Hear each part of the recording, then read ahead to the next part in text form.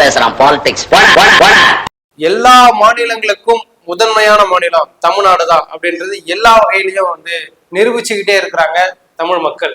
அவர்களுக்கு மனமார்ந்த வாழ்த்துக்களை தெரிவிச்சுக்கிட்டு நேற்று சோசியல் மீடியா முழுக்க பொதுத்துறை நிறுவனமான எல்ஐசியோடைய வெப்சைட் வந்து ஃபுல்லா இந்தி மயமா மாத்தி வச்சிருந்தாங்க. அப்போ இந்தி மயமா மாத்தி வச்சிருக்காங்க. இதுக்கு யாரா காரணம்? என்னடா நீ மட்டும் இப்படி மாத்திட்டீங்களே, யாரு இப்ப பயன்படுத்த முடியும்?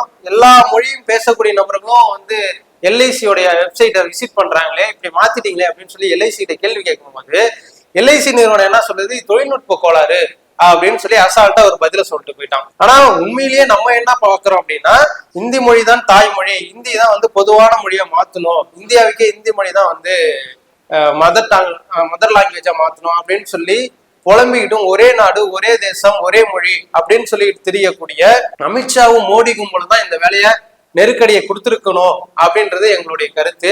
அப்படி இந்த நெருக்கடியை கொடுத்ததன் வாயிலாக தான் அவங்க வந்து ஒரு பதில போடுறாங்க. அதாவது எல்ஐசி நிறுவனம் இருக்கிற சோசியல் மீடியா முழுக்க வந்து தமிழ்நாட்டுல தான் இந்த எல்ஐசி வந்து இது மாதிரி வெப்சைட் வந்து மாத்திருச்சு, எல்ஐசியோடைய வெப்சைட் வந்து இந்தி மொழியா மாத்திட்டாங்க அப்படின்னு சொல்லி நம்ம சொன்னதை இந்தியா முழுக்க இருக்கக்கூடிய அனைத்து தரப்பட்ட மக்களும் வந்து அதை எடுத்து அனைத்து சோசியல் மீடியாக்களையும் போட்டு நாரட்டி அடிச்சிருக்காங்க எல்ஐசிய.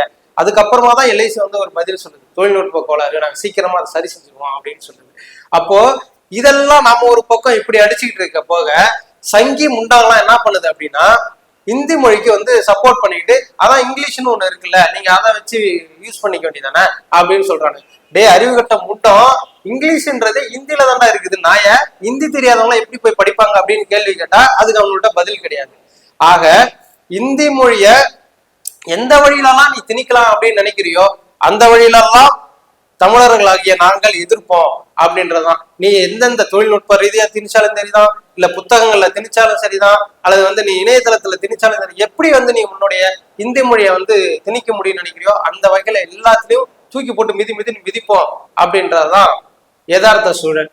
அதை தாண்டி இதுல இன்னொரு கொடுமை என்ன அப்படின்னு பாத்தீங்கன்னா, அந்த இந்தி மொழியில சர்ச் அப்படின்ற வார்த்தை வந்து சர்ச் அப்படின்னு தான் இருக்கு, லொகேஷன் அப்படின்னா லொகேஷன் அப்படின்னு தான் இருக்குது. அதுக்கு வந்து ஒரு வார்த்தையே கிடையாது ஹிந்தியில. அப்போ என்ன தெரியுது அப்படின்னா, ஹிந்தியில எந்த வார்த்தையுமே முழுமை பெறல. ஒரு முழுமை பெறாத ஒரு மொழிய இந்தியா முழுக்க ஆட்சி மொழியா கொண்டு வரணும் அப்படின்னு சொல்லி துடிச்சுக்கிட்டு இருக்கக்கூடிய மோடி அமித்ஷா கும்பல வன்மையா கண்டிக்கிறோம். உங்களுடைய பகல் கனவு பலிக்காது. அதை தாண்டி இவங்க என்னைக்கு திணுவாங்க அப்படின்றதான் ஒரு கேள்விக்குறியாவே இருக்கு. நன்றி.